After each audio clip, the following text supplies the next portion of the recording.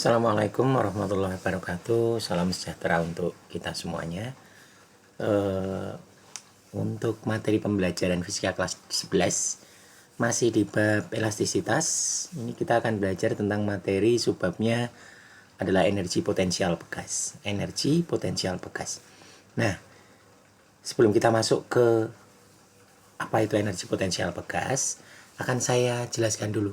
Yang dimaksud energi potensial itu sebetulnya apa toh? Energi potensial itu artinya energi yang tersimpan, energi yang belum muncul. Itu dari kata-kata potensial. Potensial itu kan sesuatu yang belum muncul. Nah, energi potensial itu sama. Energi potensial itu adalah energi yang belum muncul. Ketika nanti dia akan berubah biasanya, kalau dalam kekekalan energi mekanik, maka energi potensial itu biasanya akan berubah menjadi energi gerak atau menjadi energi kinetik. Nah, dalam bekas itu ilustrasinya seperti ini, Mas, Mbak. Jadi misalkan saya punya sebuah bekas gini ya. Ini bekas. Pertama, dia dalam keadaan seimbang. Ini di sini seimbang. Terus kemudian, ini kejadian yang pertama ya. Kemudian kejadian yang kedua, bekas ini kemudian ditarik sampai, nah misalkan sampai di sini. Misalkan selisih panjangnya ini saya namakan delta X. Nah, dari sini sampai ke sini itu delta X. Nih, delta X dari atas ke bawah, perubahan panjangnya. Nah, posisi pegas yang kedua ini, pegas itu dalam keadaan teregang. Nah, pegas ini menyimpan energi potensial. Kok bisa tahu, Pak? Karena ketika nanti saya lepaskan, pegas ini saya lepaskan, gayanya dihilangkan, dia akan bergerak cepat ke atas sana. Searah dengan gaya pegasnya, bergerak cepat ke arah sana, kemudian bergerak melentur ke atas dan ke bawah. Nah, yang disebut energi potensial itu, energi potensial pegas itu adalah EP itu sama dengan setengah kali K kali delta X kuadrat. Ini energi potensial. Energi potensial ini juga bisa disebut sebagai usaha pegas. Jadi B itu sama dengan usaha pegas ya. Usaha pegas kalau EP itu sama dengan energi potensial. Energi potensial. Satuannya nanti ini Joule, ini juga sama Joule. Jadi nanti kadang-kadang dalam soal atau dalam suatu contoh soal gitu, biasanya ditanyakan usaha pegas. Usaha pegas itu sama aja dengan energi potensialnya. Jadi bisa saya tuliskan W itu sama aja dengan EP. Sama dengan setengah K kali delta X kuadrat. Nah, itu. Ini saya lingkari dulu ya, Nah, ini usaha atau apa namanya? Energi potensial. Kalau saya kasih keterangan, K itu adalah konstanta pegas. Kemarin waktu belajar gaya pegas sudah ada kan?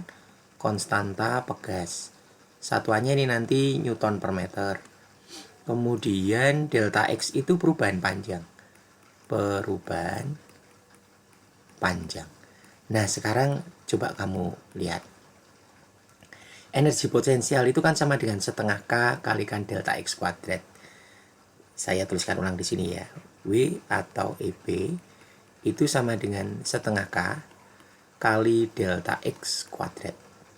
Nah, padahal yang namanya F atau gaya pegas itu sama dengan K dikalikan delta X. Sekarang kamu lihat, perhatikan. Energi potensial dan usaha atau usaha ini saya modifikasi persamaannya. Saya buat seperti ini. Setengah K kali delta X. Karena dia kuadrat, delta X-nya kali delta X lagi. K dikalikan delta X itu sama dengan apa? Sama dengan F. Berarti nanti kita bisa simpulkan bahwa hubungan antara usaha atau energi potensial itu sama dengan setengah K kalikan delta X ini saya ubah jadi F dikalikan dengan delta X.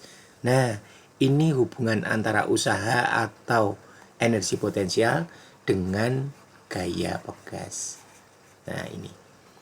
Nah, jadi nanti persamaannya bisa pakai yang pertama ini, bisa pakai yang kedua.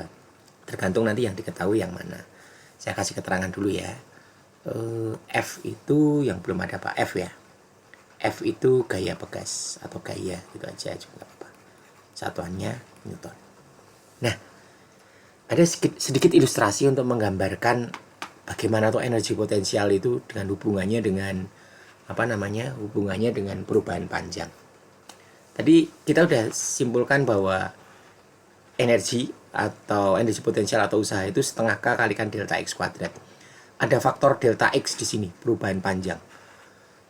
Perubahan panjangnya makin besar, maka energi potensialnya juga makin besar. Nanti akan terlihat dari gerakannya. Contohnya begini. Saya punya 2 buah bekas. Dengan konstantanya saya buat sama nih. Saya buat sama. Spring strength yang satu dalam skala, kalau garisnya itu skala di antara 3 dan 2. Sama, spring strength yang kedua, konstanta bekasnya yang kedua, juga saya buat skalanya dengan sama, antara 3 dan 2. Kemudian saya gantung beban 50 gram semua. Sekarang kamu perhatikan. Ketika nanti yang pertama hanya saya geser di sini. Delta X-nya hanya kecil, hanya dari ujung yang hijau, garis hijau sampai ujung merah. Kamu bandingkan coba dengan yang saya regangkan lebih panjang. Nih, sampai di sini. Berarti nanti delta X-nya berarti dia dari ujung hijau ini sampai ke garis merah ini, lebih panjang. Kamu perhatikan, delta X yang pegas pertama lebih kecil daripada delta X yang pegas kedua. Kira-kira nanti energi potensialnya besar yang mana? Betul, besar yang pegas yang kedua. Karena pegas yang kedua mempunyai delta X lebih besar. Perubahan panjangnya lebih besar daripada pegas yang pertama. Nah, ini akan ditunjukkan dari sini. Ketika ini saya renggangkan panjang, ini dia punya energi potensial yang besar. Ketika saya lepas, dia akan berubah dan bergerak. Perubahannya menjadi apa Pak energinya? Menjadi energi kinetik, menjadi energi gerak. Kita lihat ya. Nah, itu perubahannya. Jadi, pegas yang kedua akan bergerak lebih cepat karena energi potensialnya lebih besar daripada pegas yang pertama, karena dia hanya energi potensialnya lebih kecil. Itu bisa terlihat dari kecepatan geraknya. Jadi energi potensialnya berubah menjadi energi kinetik. Pegas itu bergerak naik ke atas, ke bawah, ke atas, ke bawah, gitu, berosilasi. Nah, itu tentang animasi sedikit tentang energi potensial pegas. Nah, yang jelas energi potensial pegas atau usaha itu bisa dicari dengan 2 cara seperti ini. Nah, oke, itu dulu untuk materi energi potensial pegas. Setelah ini nanti akan saya berikan contoh soal. Silakan nanti disimak, dicatat hal-hal yang penting dari apa yang saya sampaikan. Jika masih ada pertanyaan bisa langsung ditanyakan ke saya. Saya selalu berpesan jangan pernah malu untuk bertanya. Ketika kamu malu bertanya, ada masalah tidak tahu dan tidak ditanyakan, suatu saat kamu ketemu masalah itu nanti akan bertemu terus dan mentok, tidak akan pernah bisa maju lagi. Begitu ya, jangan takut bertanya.